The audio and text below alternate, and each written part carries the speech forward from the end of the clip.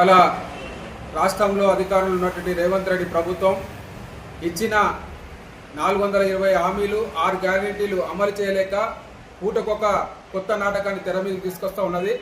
ఇవాళ నిన్న జరిగినటువంటి అధికారిక సమావేశంలో 99 రోజుల పాటు మార్చి 6 నుంచి జూన్ 12 వరకు ప్రజాపాలన ప్రగతి ప్రణాళిక పేరిట ప్రజలను మరోసారి మభ్యపెట్టడానికి ప్రజల ముందుకు పోవాలని అధికారులను నాయకులను ఆదేశించడం జరిగింది.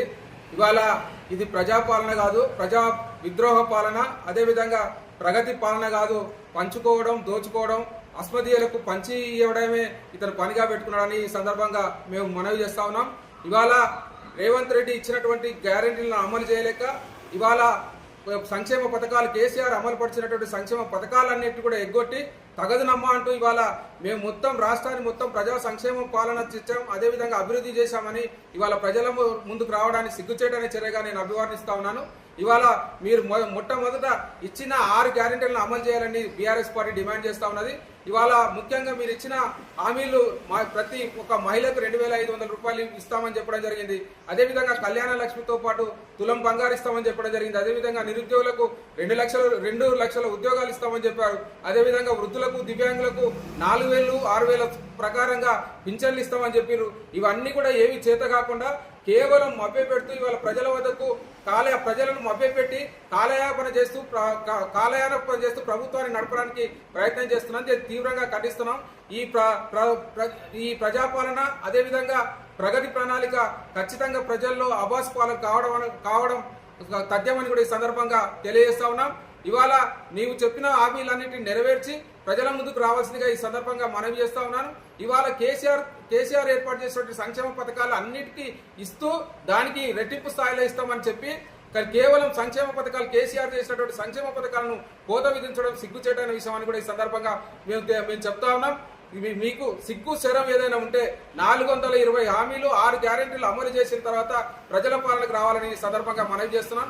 ఇవాళ సకాలంలో యూరియా కూడా అందియలేని ఈ ప్రభుత్వం, చేతగాని ప్రభుత్వం. అదేవిధంగా రైతు భరోసాను ప్రతి సీజన్ కు సకాలంలో కేసీఆర్ గారు అందించేవారు, రైతుల కళ్ళల్లో ఆనందాన్ని చూసేవారు. కానీ ఇవాళ రైతు బంధు ఇప్పటికీ 4 సార్లు ఎగ్గొట్టిన ఘనత రేవంత్ రెడ్డికి దక్కింది.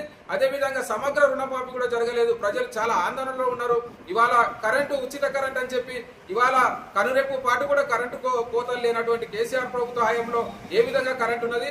ఇవాళ పంటలు ఏంటి, అదేవిధంగా యూరియా సకాలంలో వెళ్ళక రైతులు నానా గోసలు పెడతా ఉంటే ఇవాళ వారి దగ్గరికి మేమంతా సంక్షేమం చేసినామని మళ్ళీ మభ్యపెట్టడానికి రావడం అనేది సిగ్గుచేటైన విషయమని సందర్భంగా మనవి చేస్తూ, మీరు మొట్టమొదట చేయాల్సిన పని కేసీఆర్ చేసినటువంటి సంక్షేమ పథకాలన్నింటి కూడా అమలుపరిచి మీరు చెప్పిన విధంగా ఆ ఇచ్చిన హామీలన్నీ నెరవేర్చి ఇవాళ 99 రోజుల ప్రణాళికకు సిద్ధం కావాలని సందర్భంగా మనవి చేస్తా ఉన్నాను. అదేవిధంగా మీరు చెప్పినటువంటి హామీలన్నీ నెరవేర్చకపోవడం వల్ల ఇవాళ ప్రజల ఆగ్రహానికి, అసంతృప్తికి గురి కావడం తప్పదు. మీరు తస్మాత్ జాగ్రత్త. ఇవాళ ఎన్నికలలో ధన ప్రవాహం, అదేవిధంగా ప్రలోభాలకు, అదేవిధంగా అన్ని అధికారాన్ని ఉపయోగించి గెలిచినంత మాత్రాన మీరు వాపు చూసి బలపనుకుంటున్నారు. ఖచ్చితంగా మీరు ప్రజాక్షేత్రంలో ప్రజలు తక్కిన బుద్ధి చెప్తారు. వచ్చే ఎన్నికల్లో బీఆర్ఎస్ ప్రభుత్వం ఏర్పడడం ఖాయం. మీరు చేస్తున్నటువంటి భూ కబ్జాలు, అదేవిధంగా మూసీ నది పేరిట, అదేవిధంగా హైడ్రా పేరిట లక్షలాది కోట్లు దోచుకుంటున్న వైనాన్ని ఖచ్చితంగా ప్రజాక్షేత్రంలో పెడతాం, నిలదీస్తాం.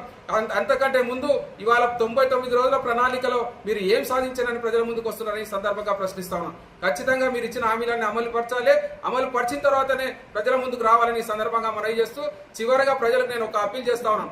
మీ దగ్గరికి వచ్చేటువంటి కాంగ్రెస్ నాయకులకు కానీ అధికారులను కానీ మీరు నిలదీయండి. ఏ విధంగా అంటే ఇవాళ మీరు ఆ ఎన్నికల సమయంలో మాత్రమే ప్రజల వద్దకు వస్తే మాయమాటలు చెప్పి ఓట్లు తట్టుకొని పోతా ఉన్నారు. మాకు ఇచ్చిన హామీలు ఏమైనాయి? మహిళలకు ఇవ్వాల్సిన 2500 ఏమైంది? తులం బంగారు ఏమైంది? ఇవాళ కేసీఆర్ కిట్ అధోగతి లేకుండా పోయింది, బతుకమ్మ చీరలు లేకుండా పోయినవి, రైతులకు ఇవ్వాల్సినటువంటి రుణమాఫీ కానీ, రైతు బీమా కానీ, అదేవిధంగా ఏమి ఇవ్వకుండా ఇవాళ మా దగ్గరికి రావడం ఏంటి? నిలదీసి కాంగ్రెస్ నాయకులకు కానీ వచ్చే అధికారులకు కూడా బుద్ధి చెప్పాలని సందర్భంగా మనం చేస్తా ఉన్నాం.